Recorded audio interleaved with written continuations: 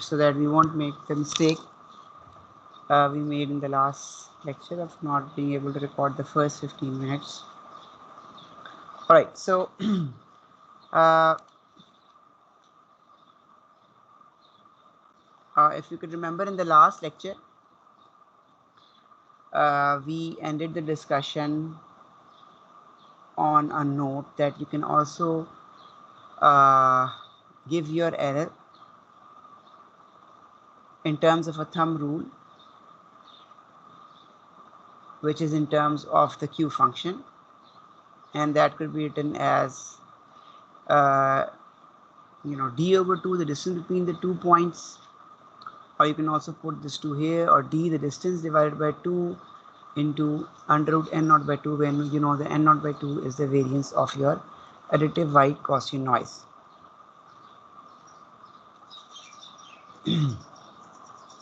And this will give you the error in terms of Q function.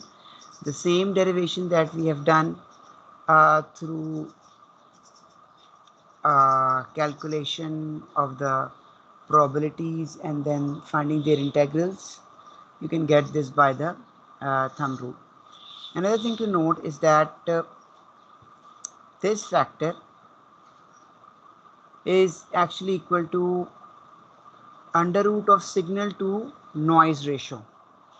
So you could see here that the noise ratio was n naught by 2, and the signal was this s over r. This is signal power over noise power. So noise power under root n naught by 2, and then this is the signal power, which is, if you could see here, if you compare these two, this would come out to be the under root s would come out to be equal to under root equal to d by 2. But you know the d actually represents the distance between these points, right? Now the signal power is actually the square of those amplitudes. Once you take its under root, you actually fall with respect to the the points on the constellation diagram or on the vector space with respect to their amplitudes. So you could also write this as under root signal to noise ratio, or you could just use this, that d divided by 2 under root n over 2, where we just know, we just have that knowledge that this under root n is the under root of the noise power, which is actually coming out to be under root of n naught by 2, the noise power. And this under root s is actually under root of signal power, which actually comes out to be the distance. So the signal power will cancel with this under root, so this will be in terms of magnitude. It comes out to the magnitude divided by 2. So again, these are just thumb rules, so that if you know the signal to noise ratio, you can represent this in terms of the Q function, and you can find the probability of error. Or if you know the distances between the constellation points, you can again represent the probability of error for any given vector representation or Gram-Schmidt representation of the signals. Or you can also say that these are also called constellation diagrams. Ari, I hope this is understood. This thumb rule is also understood.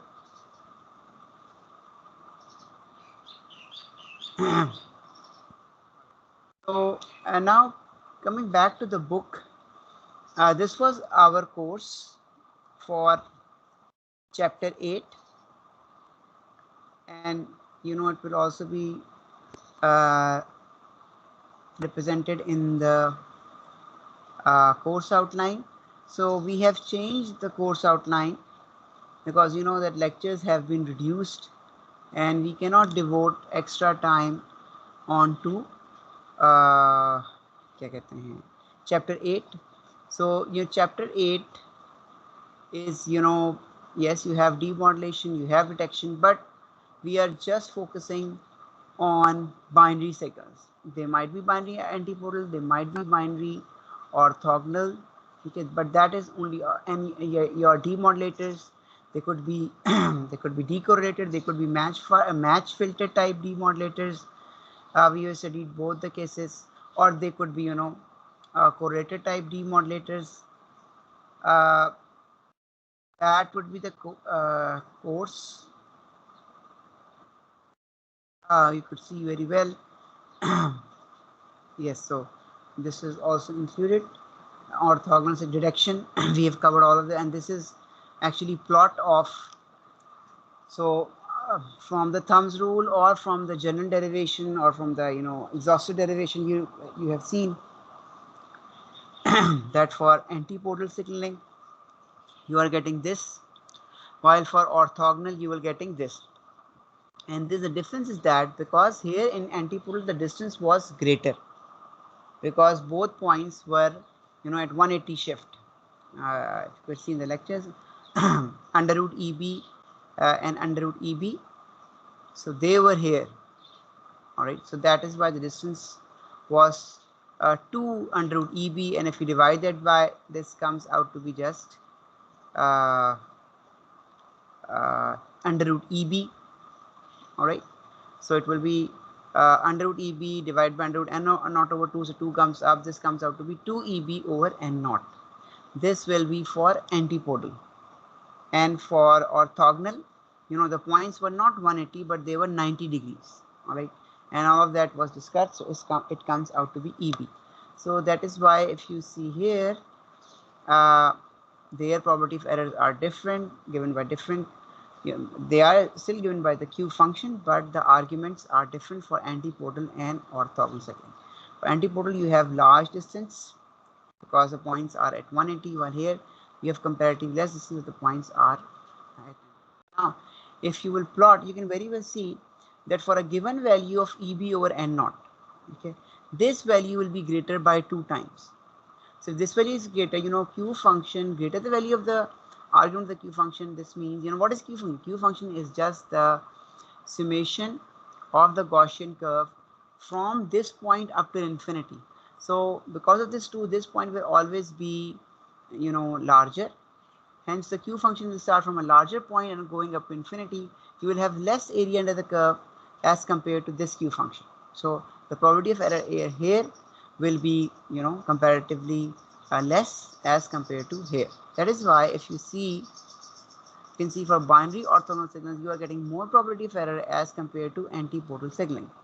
You can see this diagram in its perspective. For example, that this is the probability of error, Q times, the Q function's answer, and this is your SNR, signal to noise ratio. You can represent it in terms of signal noise ratio, or you can represent this in terms of distance divided by 2, under root of n naught by 2. Both are the same. They come out to be the same. And you can see that for, let us say, for any SN, let us say if my SNR is 6.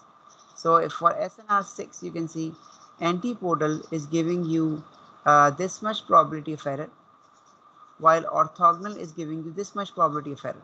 So its probability of error, you can see, is greater than 10 to the power minus 2, and between 10 to the power minus 2 and 10 to the power minus 1. While for antipodal, it is between 10 to the power minus 3 and 10 to the power minus 2. So its error is smaller. For the given signal to noise ratio, antipodal is giving me, less bit error as compared to orthogonal signaling.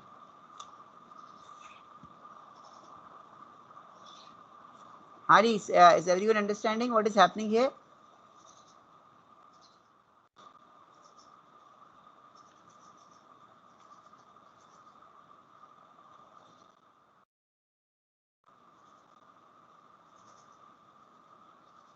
He has given a different, but it is again the same. He has given the thumbs rule in terms of, different as given by Dr. Tahir, but they are, because you can, if you take its under root, this comes square under root cancels, so it will be coming out. And n naught was actually n naught by 2. So if you put 1 under root 2, 1 2 inside the under root, then you will have 1 2 left, and that 2 you can put here, or you can put distance divided by 2. So both are same representations, but if you want, you can use this some rules, or you can use the rule given in the lectures.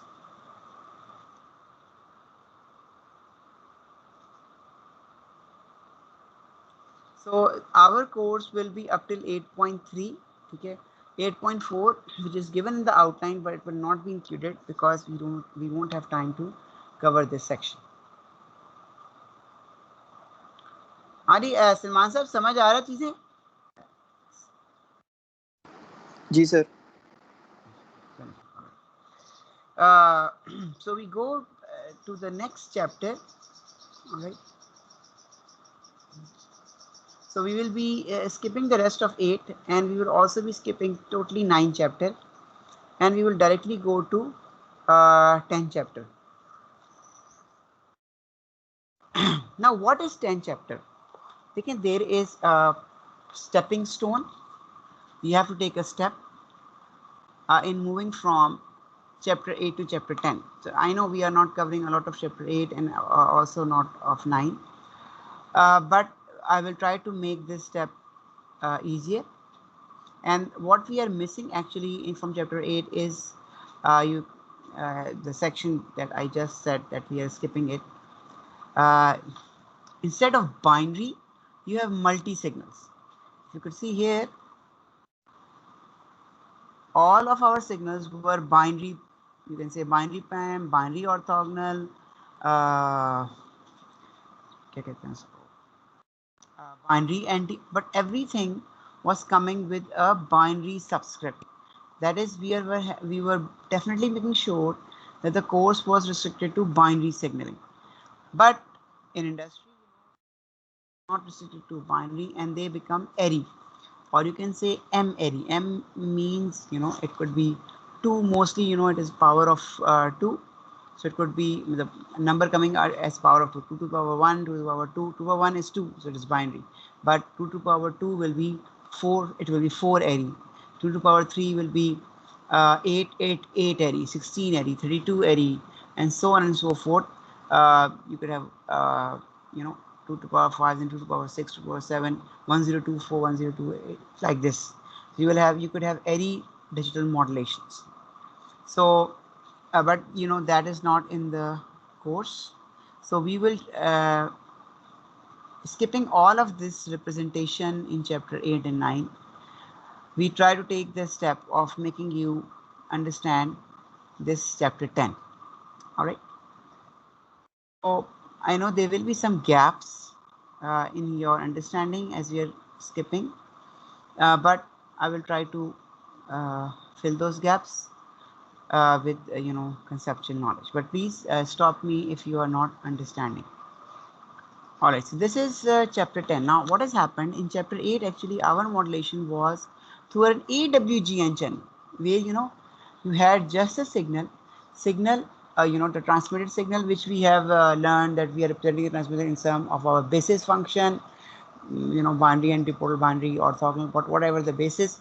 Now that signal is just added by noise, and signal plus noise is just received at the receiver, and at the receiver you could have a match filter, and you could also have a decorrelator, or you could have a correlator, okay, that would work as a demodulator, and then you could have your detector. This was the basic principle or the basic foundations that was happening there. But now in chapter 10 we have a fundamental different discussion. Discussion is more towards practical reality, and that is, what if the channel is not an AWGN channel? It is actually an LTI channel. Or in LTI channel, the signal has to pass through a channel which has an impulse response, and output is the convolution of the signal with the impulse response of the channel, and then that is added by a noise. You can see in chapter 1 when we were studying different models.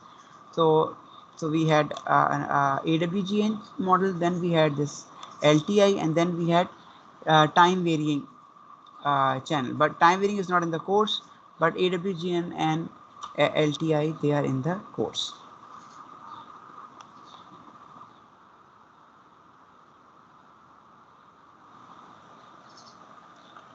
So uh, so this is the major point. In this chapter we treat digital communication uh, over a channel that is modeled as a linear filter with a bandwidth limitation. All right, so we are having two conditions. Okay, we are having uh, you know, a linear filter, you know, LTI response, but as well as band limit, and this is quite observed in industry.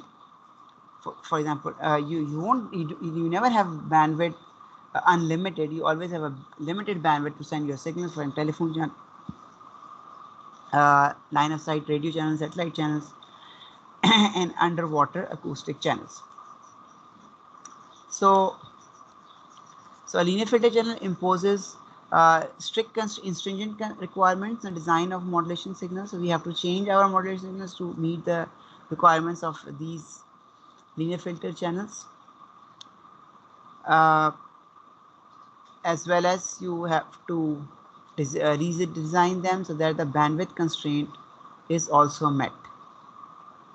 And you can very well see from your basic knowledge that this bandwidth constraint will preclude, or it will almost, or will make the existence of rectangular pulses or non-existent. You cannot not use rectangular pulses now, as you were using in chapter 8, where you could see that you could very well use, you know, for binary position modulation, which was a part of binary orthogonal modulation. You were just using two pulses. Yeah?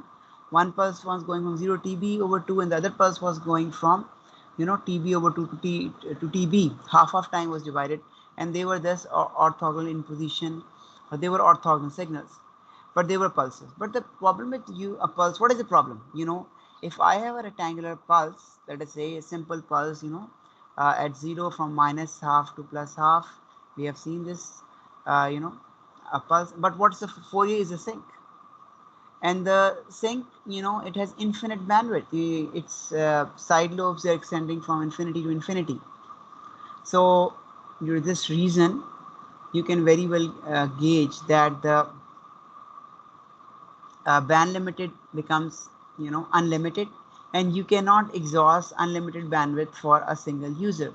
So you have to change these rectangular pulses. That is why it is written, it precludes, or it almost makes you know, extend or not possible to use these rectangular pulses. So we have to reshape our pulses so that we can restrict their bandwidth, and this design is one of the topics of this chapter.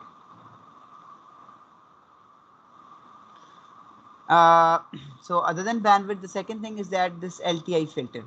All right, so we will see that this LTI filter will cause ISI at the output of the demodulator, which will definitely cause, you know, more probability of error. And there are other methods for channel equalizers, but we will not be covering in this course to get rid of this ISI. I will be also discussing this, you know, this section with my notes. All right, so hopefully if something is not understood, I hope that is covered with the notes. Okay, so again, you know what was happening previously in chapter 8, you were converting analog to digital signals, and then you have modulators that were actually converting your digital signals to you know, analog signals. S1 tha, S2 tha, all right, which was, you know, represented with respect to psi1, psi2 or some basic one, but they were now analog. All right, now what will happen, that these analog signals, they will now pass, this is description of chapter 10, they will now pass through a you know, band limited LTI filter. All right, then again you will have your AWGN, you will pass through a demodulator, then you will pass through a detector. So this step remains the same, this step remains, but this part is added. And what is this? This is a passage through a, ये मैंने वही discuss किया हुआ है कि why rectangular pulses cannot be used. And the added part is that you have a linear filter which will definitely called ISI, but that linear filter has also bandwidth limitations. So we will be covering, as discussed previously, try to cover both the book and the notes, but if I find that the book is becoming difficult, so I will switch to the notes. So now what is the difference I have discussed? You have a LTI filter in between bandwidth limitation. So LTI filter could have an impulse response CT, it could always be represented with its Fourier CFF, but we know the CFF is restricted. So you can let us assume, let us say that the CFF is of this shape, all right. It is restricted, so its bandwidth is W, a set of positive frequencies. So the response of the if you feed a signal to this filter, the output of all the frequencies that are greater than BC or W, the output will be 0, because the output to an LTI filter is in the frequency, in time domain it is convolution, in frequency domain it is multiplication of the frequency response of the signal with the frequency response of the channel, which is CFF. That is why it is written, any frequency component that are higher than this will not be passed by the channel.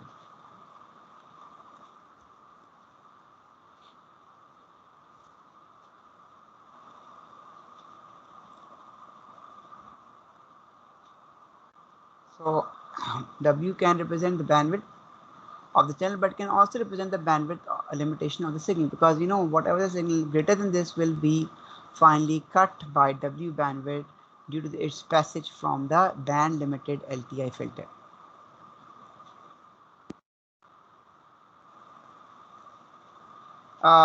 So suppose that this is the input signal.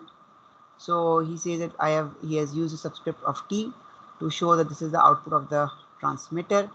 So the output of the channel will be the convolution of the channel response with the input signal, C of tau, G of t minus tau, same rule, and C of t into G of t, and its output will be in Fourier domain.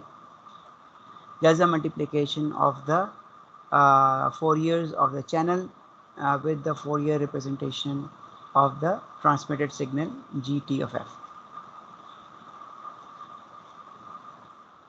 You can see that because of this limitation, your signal is restricted and it is distorted.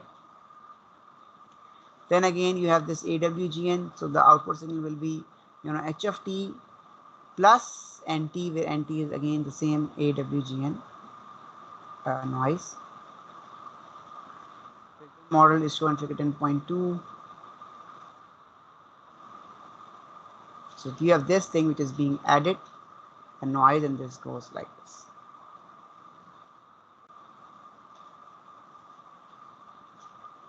So we have seen in chapter 8 that we have a match filter which maximizes the signal to noise ratio. So in this chapter we'll be using this match filter demodulator. So we have this signal which is H of t, which is through the passage of the band limited channel, plus NT, and this will pass through a match filter. Now the match filter frequency response is this H conjugate of f into e minus j2 pi f t naught, where t naught is the time delay at which we sample the filter output. We will be discussing why this is such, what is the philosophy behind the value of this match filter in this lecture. So you can see you will be convolving with the time response or the time version of this signal, or you can say we will be multiplying the output in frequency domain with this filter response. Right? Both are correct representation. And you can also see my notes. So you can see here CT, this is the output, but both of them are correct outputs in time domain or in frequency domain. Both are valid, and you can see here. So you have HT, but we know that HT has come from the convolution of the channel response with the transmitted signal.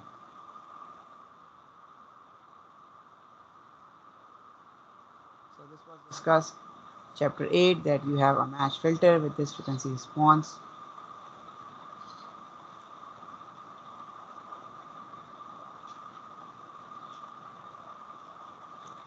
So you can also appreciate the difference that is coming about previously. In this chapter, you can see that h of t is actually Ct convolved with Gt. All right, the received signal is not simple Gt, rather it is convolution of the channel response with Gt.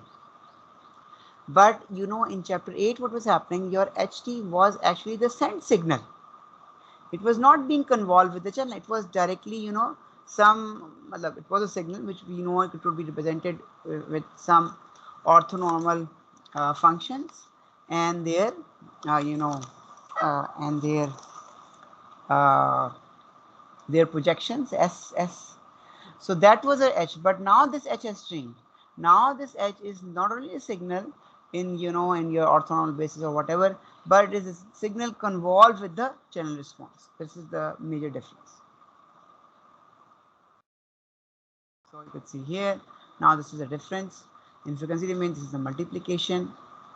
And so you can see what is happening, that you have this received signal, which is actually, you know, product of this plus noise. This will be passed through a match filter. The match filter will have this frequency response, and you will get your output. So output will be the match filter of this signal. In other words, this signal is passed to the match filter, and you will get an output that will have a signal part and that will have a noise part. You know, my notes are a little bit more explanatory, because here the steps are missing, so that is why I'm going to my notes at this point in time. Now, so we have the signal part and the noise part coming out of the you know, of your match filter, but remember here that they are two separate, these signal and noise, but they have two separate characteristics. What is the separation? Signal, if you could remember in chapter 8, they were just deterministic signals. All right, you know, you had for binary antipodal or for binary ortho, you were just representing the signals in terms, let us say in terms of the orthonormal basis. But those orthonormal signals which were actually derived from the signal representation, they were actually deterministic signals. They were not, you know, stochastic processes. They were just signals.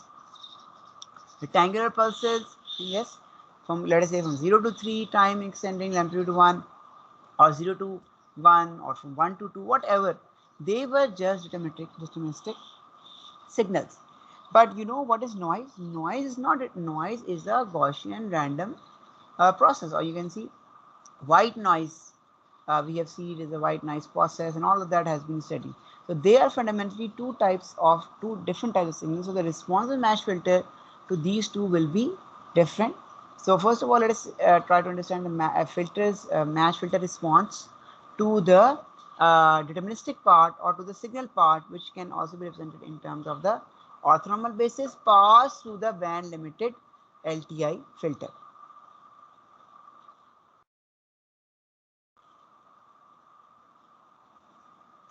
So what is happening with the signal part? You know, the signal part in frequency domain, this was the output in frequency domain of the signal coming from the, you know, the transmitted signal passing through the C of F, the channel, and this was the output of the signal part.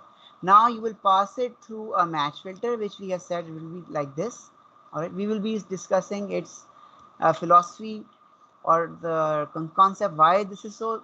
At this point, just assume that the match filter is like this. So you can see that HF, this will become HF mod square. E minus j2 pi ft will remain as such, but this is in frequency domain. I will write its time domain. So for time domain, I will just uh,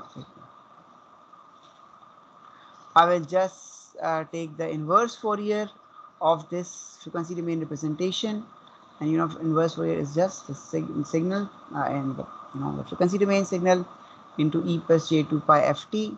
This will give you the time domain signal, and now this t naught is actually related to the sampling instant. Okay, so if I sample my output at t is equal to t naught, so you know this t becomes t naught, this t naught cancels, and the output comes out to be hf mod square df. But what is hf mod square df?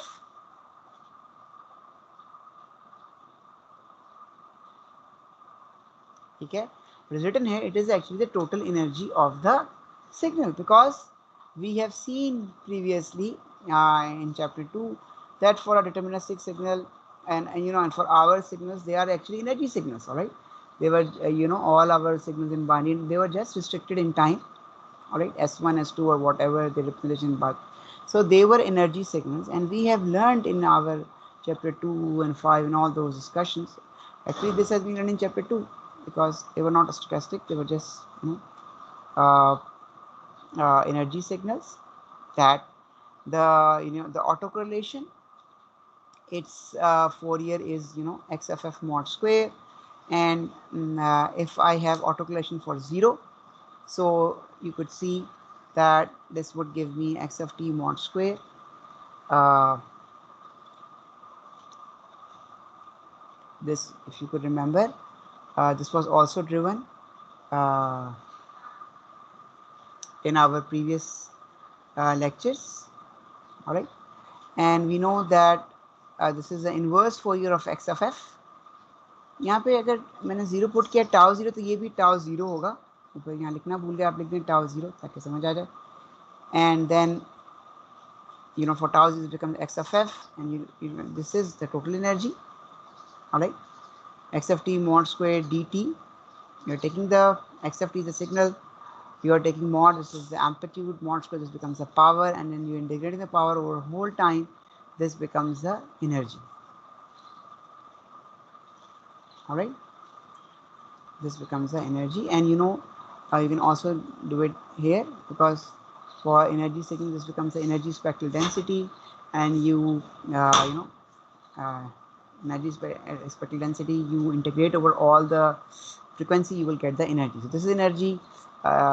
Same formula you can, like the same answer, you may integrate in frequency domain or you may integrate in time domain. हाँ जी सलमान साहब, ये चीज़ याद है आपको? ये बच्चे भूल गए ये वाली चीज़ जो हमने पहले की हुई है. How can you represent total energy of energy signals in terms of autocorrelation or their Fourier energy spectral density? और हाँ जी, समझ आ रहा है आप लोगों को इसका? जी सर. चलें, all right, so let's go further.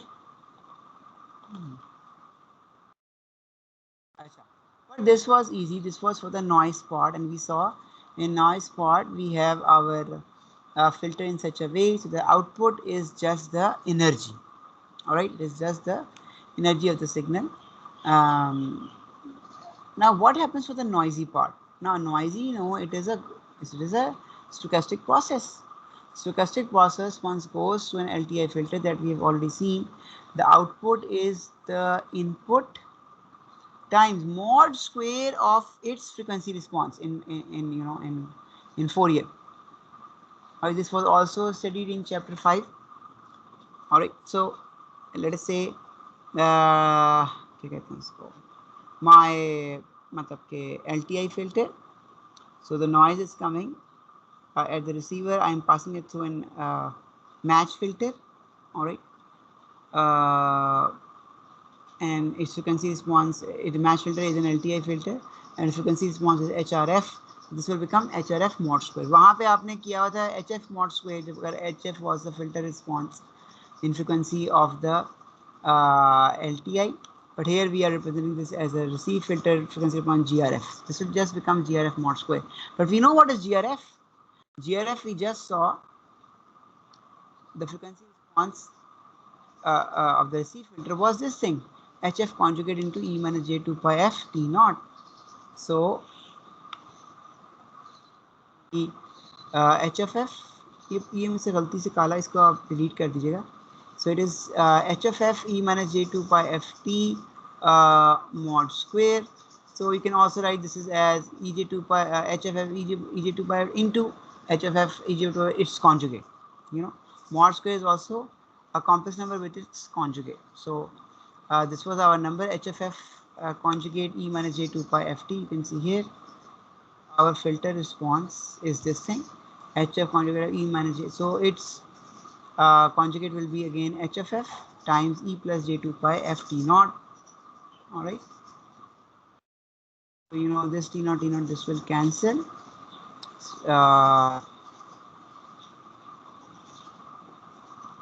and you will just have HFF into HFF conjugate, which will become HFF mod square. So this will be your noise spectral density, and I can find the noise power by just integrate this from infinity to infinity. But we don't have to integrate from infinity to infinity, because you can see that now the noise uh,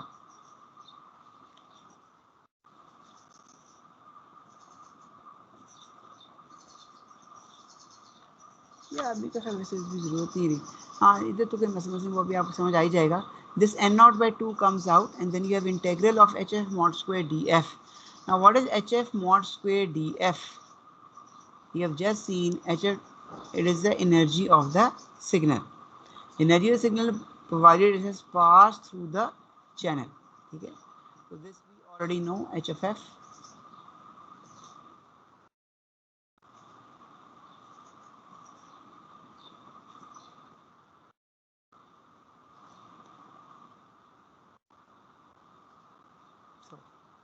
HFF, in n0/2 outside, HFF integral infinity infinity is actually the energy of the signal.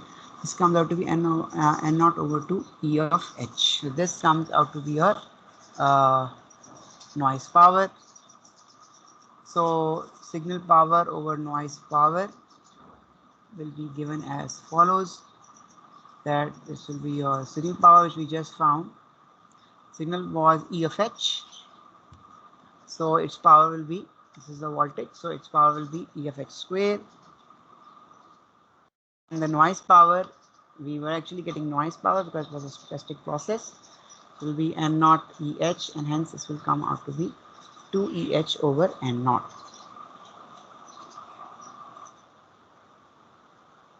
So actually you could see here the book also has written the same thing.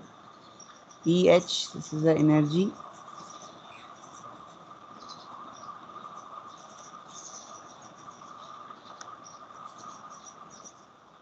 And you could see n0/2, this is we discussed in detail. And again you can see this comes out the noise, this we also have discussed. And signal noise ratio, the same thing, but some of the steps were missing, which I have tried to clarify in my notes.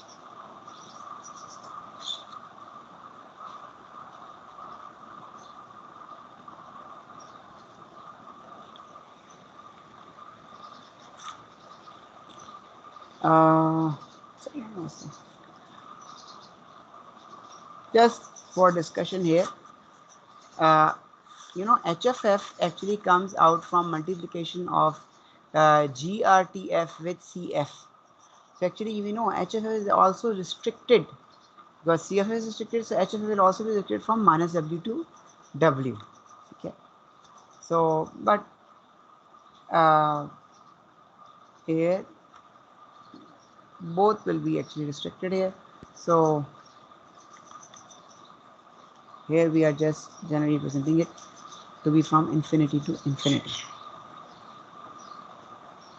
So you can see here the energy is represented as E of h, and previously it was E of s. So E of h has now replaced E of s because previously you had no channel, you were just you had a just AWGN channel. The signal were E of s plus noise, but here the signals are actually E of h because they have passed through the channel.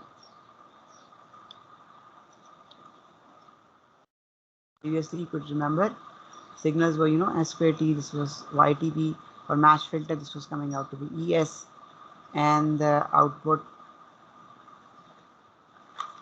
was output was always the signal part plus a noise part, and the signal part was depending on which type of orthogonality was used. For example, this was antipodal under root EB and minus under root EB, where we know that EB was actually the S square, and this was actually the energy of the signal, and this was the square root of the energy, and now we saw it comes out to be 2 EB over n0.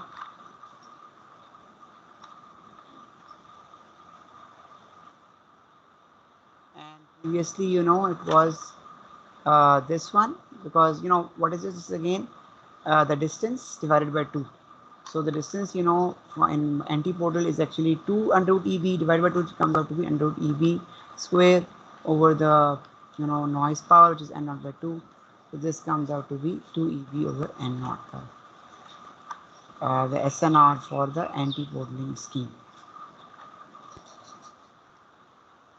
And similarly, you can also write this for binary orthogonal. Because of binary orthogonal, you know, signals were at EB like this. The distance was actually equal to the Pythagoras of this, and it will come out to be under root 2 EB.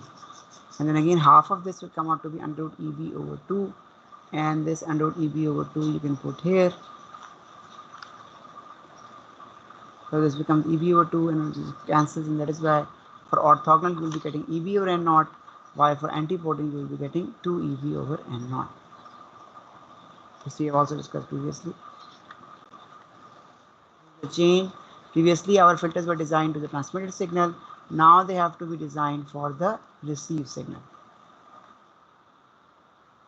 So you have to know, you know, the receive channel, because you know the signal will be actually coming out as, you know, ht plus nt.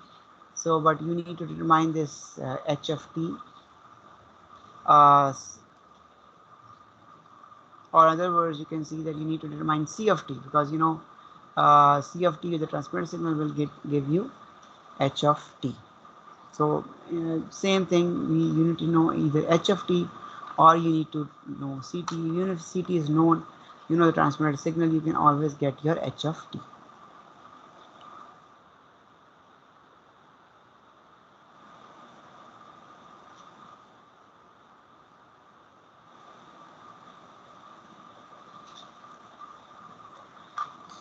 So you also see the book here. So the book has also given an example, and I've solved this example in my notes, but you know its integration is quite lengthy because we have this time domain signal, and you know it is restricted. This is a channel through which it will pass. This is a signal, and this signal has this frequency response. So you know it, when it becomes a little bit complex, you have to apply integration by parts. But if someone is interested, I can share my notes to find its frequency response.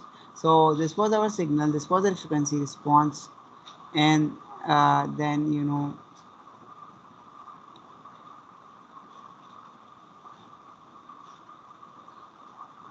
using this frequency response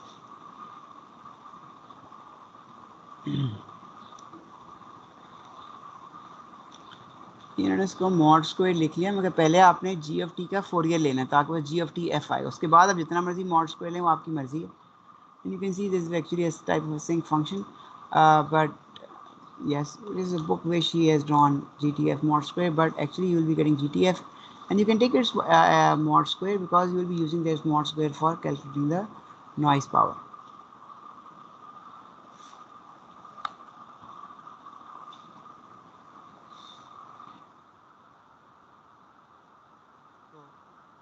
This has all been discussed now.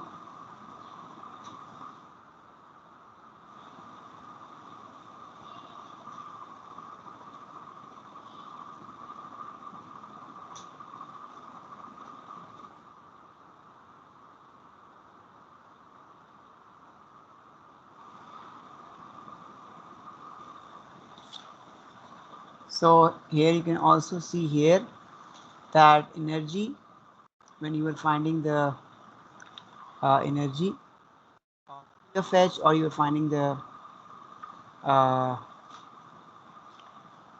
you know the energy of or the noise power, both cases you are restricting your signal from minus W to W.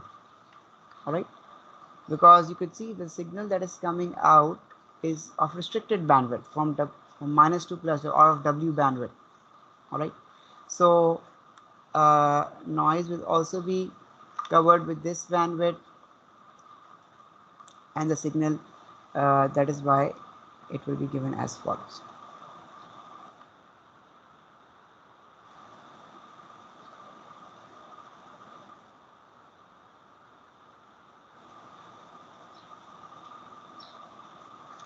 Yes, if you tend your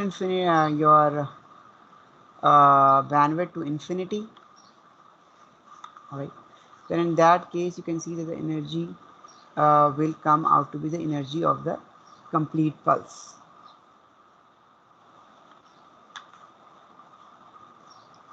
Because you can see the energy is still coming out to be GTF from infinity minus W, but if W is infinity, so you will get the total energy of G of TF. But many times the bandwidth is restricted, so you won't be getting the total energy of GTF. Rather, you will be getting a part of that energy that will be generated by you know E of H, this E of H, which is restricted bandwidth, rather than E of G, which is the total energy.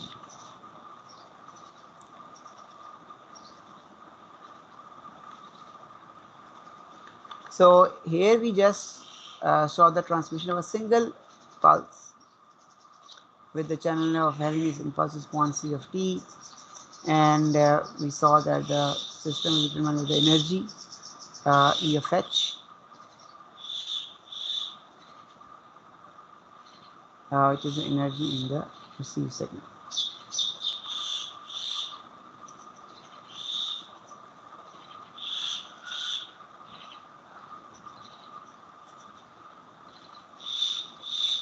So again, you can see here, if I want to maximize my synchronized ratio, I will try to make sure that G of t is limited to the bandwidth of the channel. So if it is limited to the bandwidth of the channel, then you can very well see that your maximum EFH will be equal to EG, or your EH will come out to be EG, and all of the energy will be delivered at the receiver. So we saw a problem because of band limitation. The signal was not complete, but we said why not restrict the signal to this bandwidth. Once it is restricted, then you are well sure that the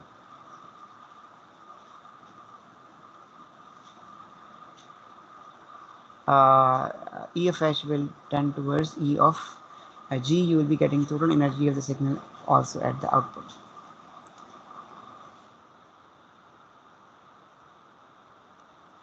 Now this was band limitation and its effect.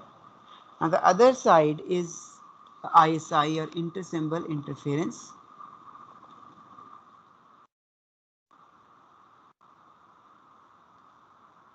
Now, so again we have the input digital signal, we have the limiter, the transmit filter or the modulator, then it becomes analog, it passes the channel at AWG, and this is the match filter. Then you have the sampler, which is time, and then you have the director. So again the same model, but the additional things have been added.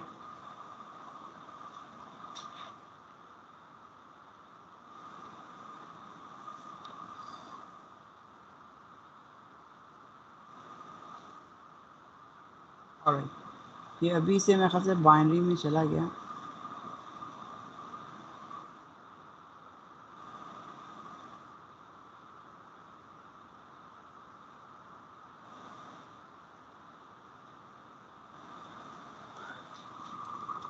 So now we consider M-ary PAM. Please see the difference now.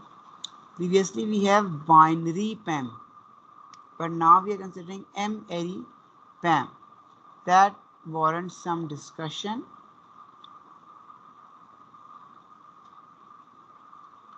So we have now M symbols. We don't have two symbols, but we have M-ary or M symbols.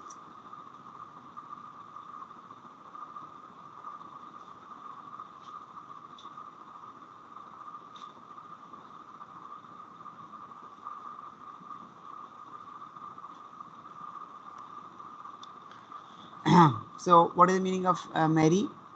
Means it is greater than 2, but we also know that M has to be equal to 2 to the power something, so it is always power okay, a term which comes out to be any power of 2, 2 power 1, 2 power 2, 4, 5, and so on and so forth, 6, 7.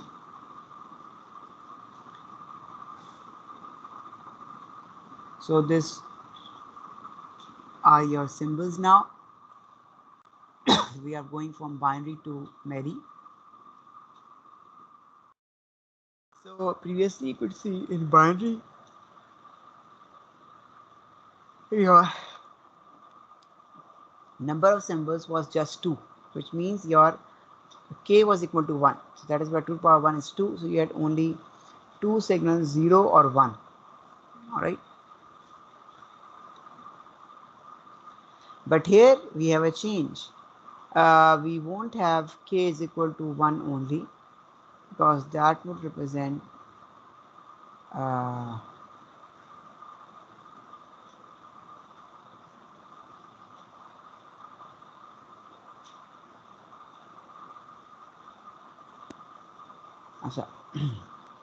right. So coming back to the lecture, so we have m array, or we have m symbols now, which are again power 2, but they will be greater than 2 to the power 1. They will be 2 to the power 2, 2 to the power 3, or 4, 8, and so on and so forth. So we know that each of the symbol will now require 2 to the power 3. So it will have, let us say, if 8 symbols, you will require 3 bits. If you have 4 symbols, you will require 2 bits. 2 to the power 2 is equal to 4.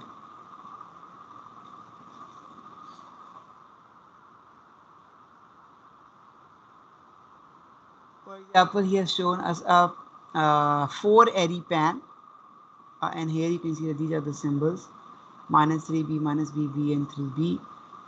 These are the, you can just recall, this is actually the vector representation.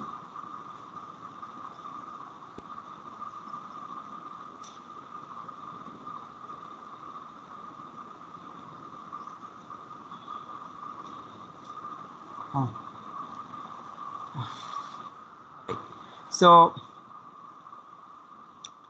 what happens, that each symbol comes out to be these amplitude levels, multiply them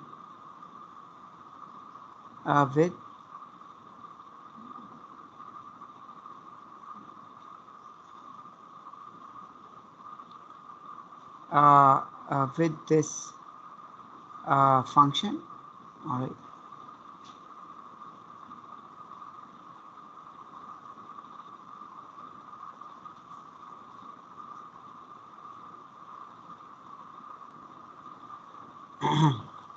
All right. So you have 2 amplitude levels. You will require 2 bit of representation.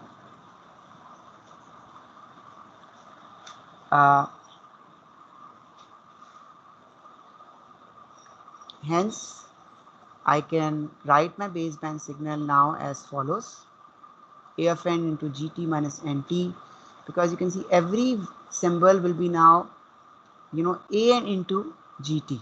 An could be any of these amplitude levels.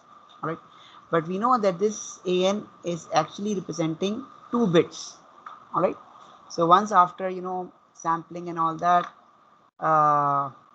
you will detect the symbols, but once you have detected the symbols, they will finally become again digital, and you will say, all right, this symbol represented 0 0, or this symbol, let us say minus 3b, was representing 0 1 or 1 0. So you will again get back your digital stream. So you have digital stream at both the ends, but in between you have this analog channel. So each symbol is like this, and as you have a train of symbols, so the train of symbols coming from infinity to infinity, they will be uh,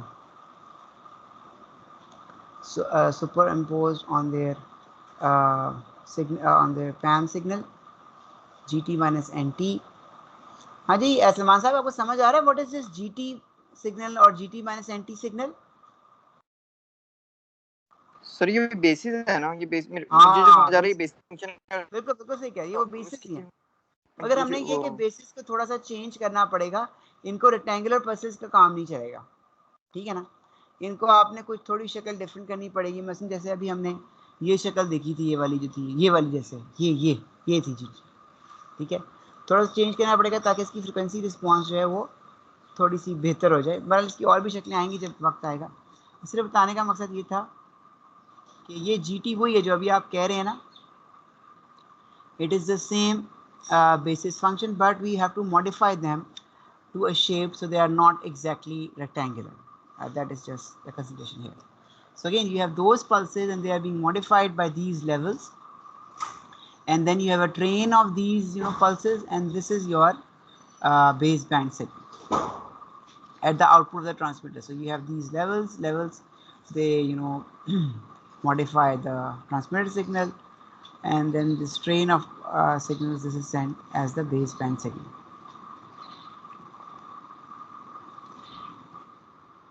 अच्छा, अब इसमें थोड़ी चीजें, ये T क्या चीज है भाई? टी हमने पढ़ा है, सिंबल रेट, ठीक है ना। आपने पहला सिंबल भेजा मसलन -2b की जो रिप्रेजेंटेशन थी, फिर अगला होगा आपने 2b को भेजना, तो फिर जाहिर है -2b का जो सिग्नल होगा उसका कोई टाइम स्लॉट होगा, उसका कोई सिग्नल होगा, जैसे हमने ऑर्थोनॉर्मल बेसिस में पढ़ा था, कोई सिग्नल होगा, then it will finish and then the new signal will start. So new nth will correspond to new nth value of the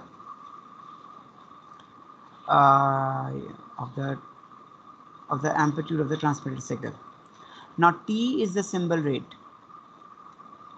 So for every other symbol, okay, you will have a different value of the transmitted sequence, or you can, if you want to say, yeah, challenge. Alright, so T is the symbol interval and 1 over T will be the symbol rate, and we know T will be equal to K into TB, where TB is the bit interval. Yes, because symbol interval now represents 2 bits. Alright, we actually double the for our case when we are taking M to be a 4 array, M to be a 4 array, which means 2 to the power 2. So you have 2 bits in every representation of these 4 signals, 0 0 0 1 1 0 1 1. So the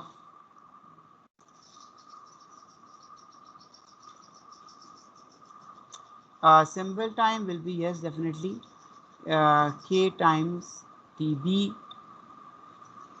All right, and we also know that what is K? K are actually, it is representing the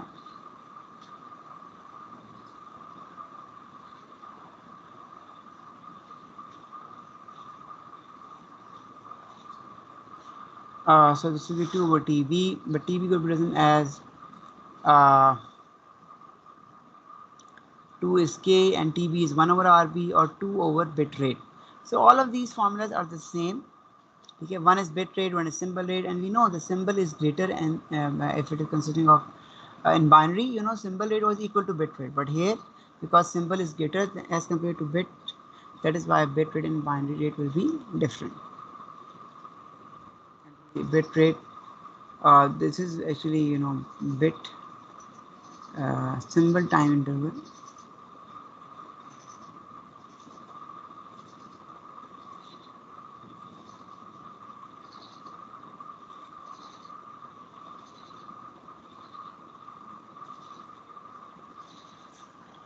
ये क्या हो गया? Sorry for this interruption. All right, so we were here. All right, so what will happen now? This train of of this transmitted signal or the orthonormal basis function, it will be now convolved with the impulse response of the channel. So after convolving, you will get this HT minus NT. I will also prove this in the subsequent slides. Now at the match filter, what will happen? That this whole train, this will be convolved with the match filter response, and the output will be this signals times A of n. This will be the noise. So again, you can see that you are not getting the same signal X of t. So you are going up to higher frequencies. Yeah. So this will be W2. This will be conjugation of this impulse response. So this is a received signal. convolve with the receive filter, and this will give you xt minus nt.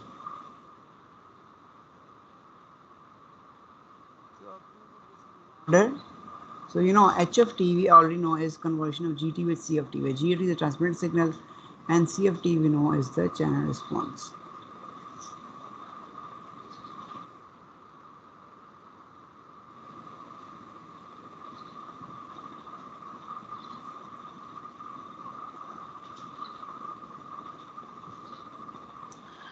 All right. So all right, so this is convolution of the channel with the transmitted signal. You know, convolution can be written as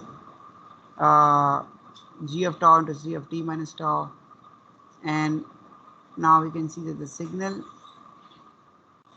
that we have actually is a train.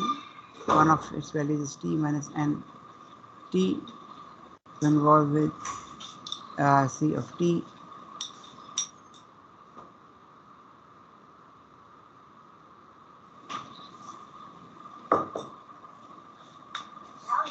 All right, so all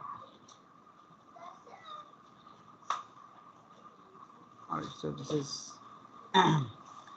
g of tau into c of t minus tau. I can also write this as now g of t minus nt convolved with c of t, because the signal is now a part of a train.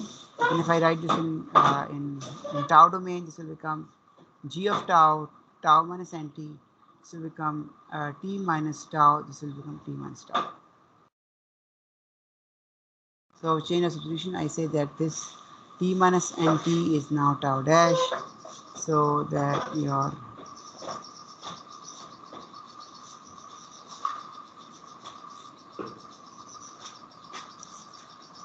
so we have said that t minus nt becomes tau dash. It becomes tau dash. This means that t minus tau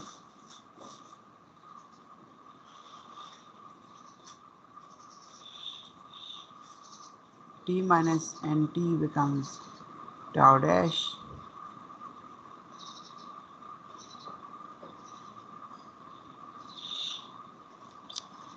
Yeah. Sorry again, I'm having those those volts of sleepiness. That is why. All right, so please bear with me again. I do some change of substitutions. This becomes tau dash. So this tau becomes tau dash plus nt, and d tau becomes dt tau dash. So this becomes like this, and then this ct minus tau, this will become c of minus tau dash minus nt, like this. And so I can write the g of t tau dash, d tau dash, t minus nt minus tau dash. So you can see this is again the convolved form, g of tau, c of t minus tau, dt of tau. This means that this can be now be written as h of t minus nt. Right?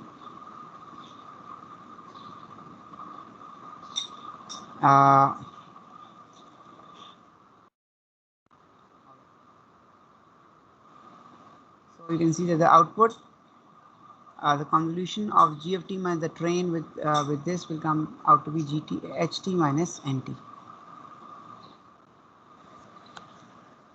Here you can see that h of t will be convolved with 9. So this was after convolution, this becomes ht minus nt.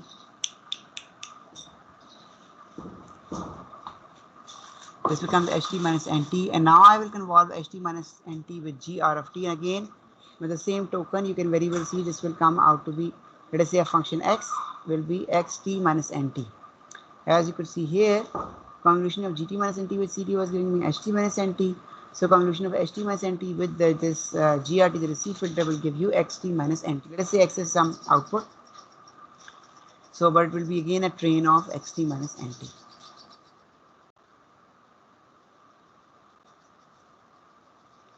So now what I do, I have this function, but I sample it at t is equal to mt. So this t minus nt will become mt. This will become mt. And t is common. I can also write this as xm minus n. So I remove the subscript, becomes W of M.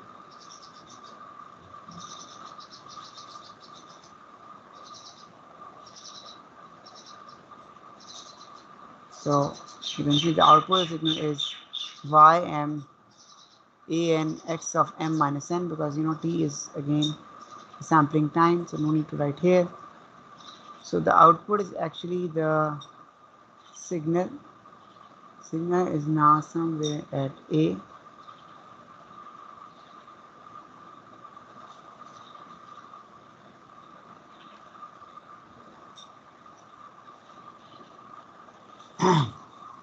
So this becomes mt minus nt, and I can write this as xm minus n.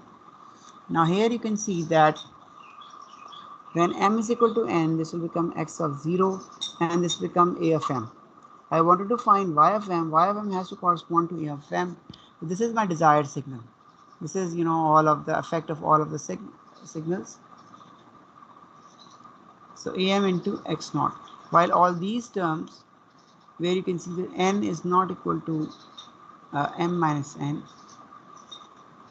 All right. So that is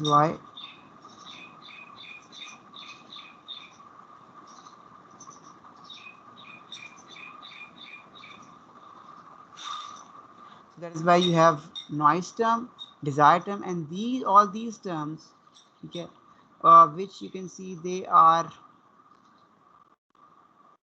terms which are not m, other terms. They are coming because of convolution, and they are all undesired terms, and I can call these terms as ISI. All right. Major concern is that you have to make these terms 0. So once they are zeroed out, again you will just get a simple AWGN channel, where this is the signal part and this is the noise part. Haji, is it understood?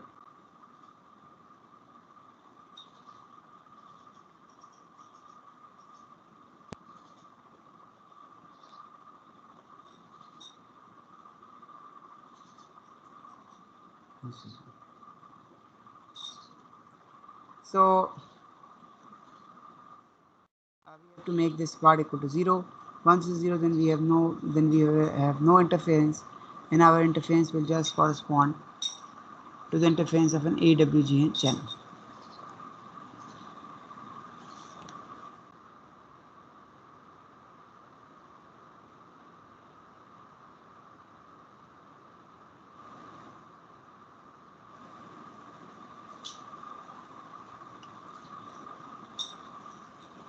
This we discussed.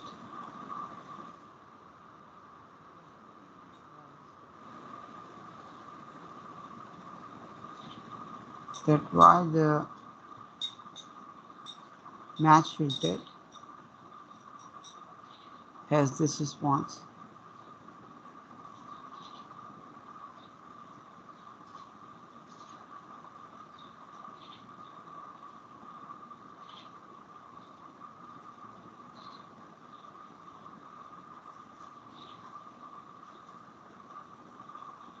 Alright, so we go on to the next lecture.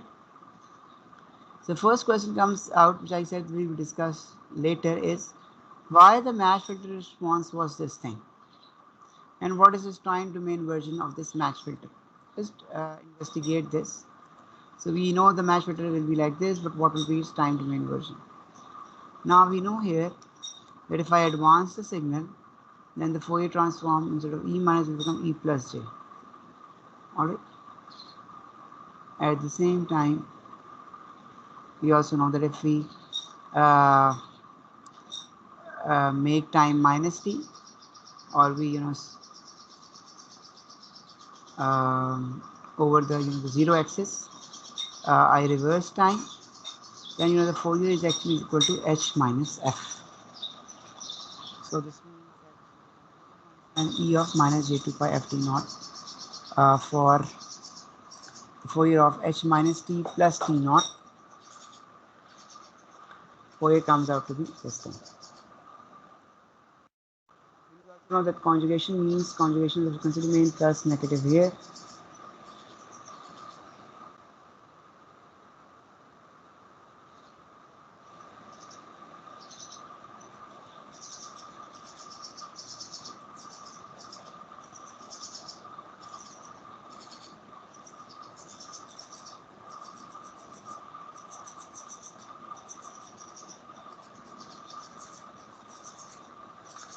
Acha.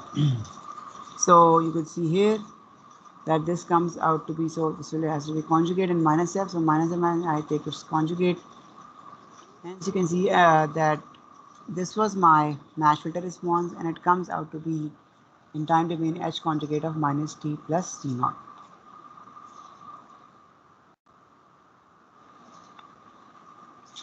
So why match filter has h t naught minus t? Now you can see this answer comes from chapter 8. In chapter 8, if you can remember, your filter or match filter response was in with respect to h. You know, there it was s, but let us say it was also h. There it was actually h of tb minus t. Now it is h of t naught minus t, where you know t naught also corresponds to tb. All right, so they are the same representation, no problem. With respect to chapter 8.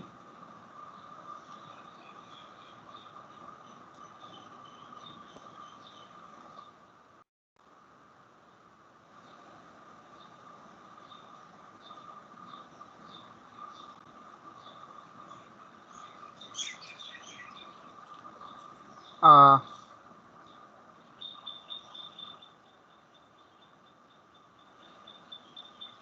So you could see there it was h of minus t, and here we have this complex h of conjugate, and this complexity actually comes from the band pass or the pass band channel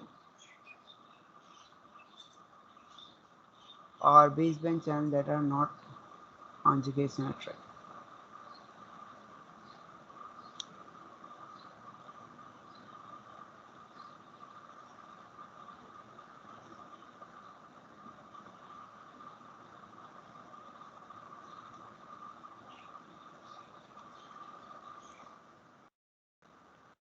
So in baseband PAM, we have only the real channel, which we just saw, one orthonormal basis, and then multiplied by Vn. Vn could be any of the four symbols.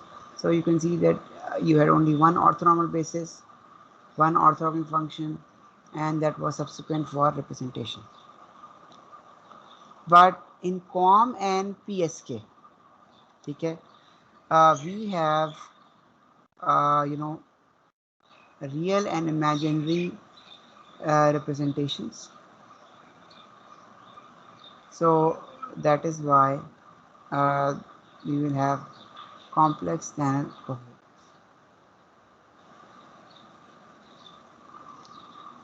So in common PSK, we will be seeing that we will have real and imaginary channels. That is why we have these complex channel coefficients.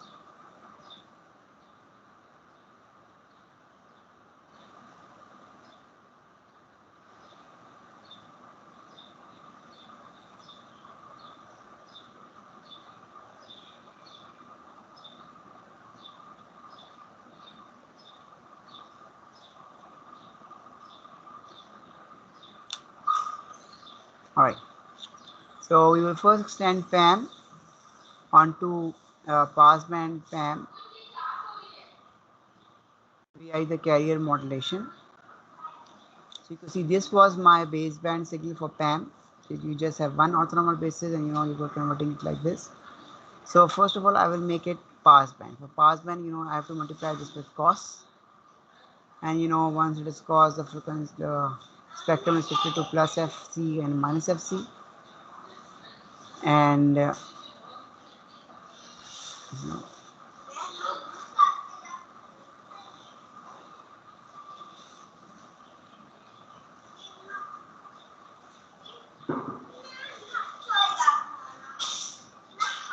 all right. So spectrum is shifted to plus fc or minus fc, that we have also learned, and we also learned that we have two orthogonal functions, cos and sine.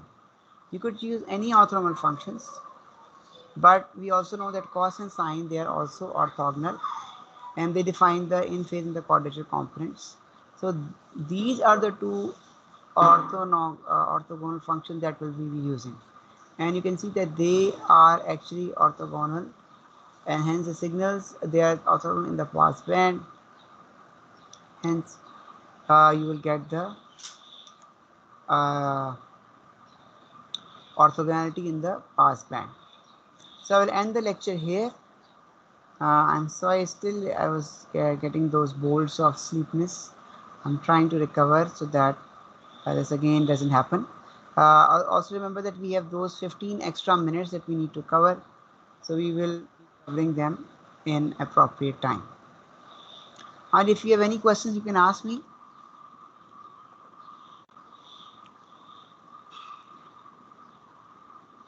Alright, so no question. I will end this lecture.